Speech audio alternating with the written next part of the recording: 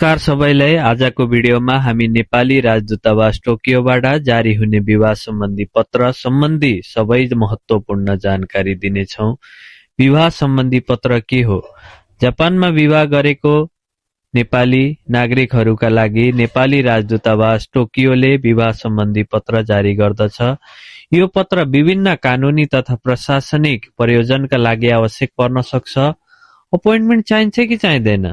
विवाह सम्बन्धी पत्रका लागि अपोइन्टमेन्ट लिनु पर्दैन।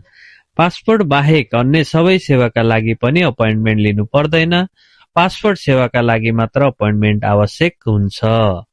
कागजात कसरी बुझाउने? विवाह सम्बन्धी पत्रका लागि राजदूतावासमै उपस्थित भएर कागजात बुझाउन सक्नुहुन्छ वा डाक मार्फत पनि कागजात पठाउन सक्नुहुन्छ। दुवै तरिका मान्य छन्। आवश्यक कागजात। अब कुरा गरौँ आवश्यक कागजातहरूको। जापानको सिटी अफिसबाट जारी विवाह दर्ता प्रमाण पत्रको सक्कल र अंग्रेजी अनुवाद प्रति, श्रीमान श्रीमती दुवै जनाको नागरिकता, राहदानी र जाइरो कार्डको फोटोकपी। राजदूतावासको वेबसाइटमा उपलब्ध रीतपूर्वक भरेको आवेदन फारम, राजस्व दस्तुर, जापानी ऐन 8000।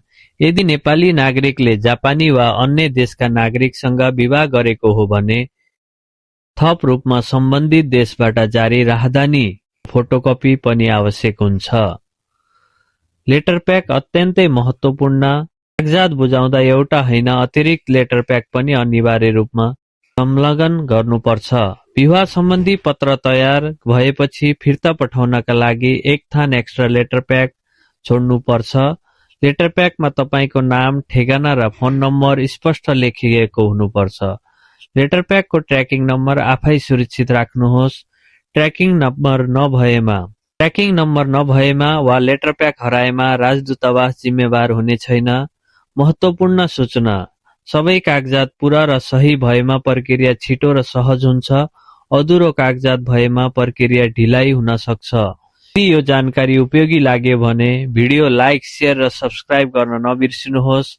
थप जानकारीका लागि नेपाली राजदूतावास टोकियोको आधिकारिक वेबसाइट हेर्नुहोस्। धन्यवाद।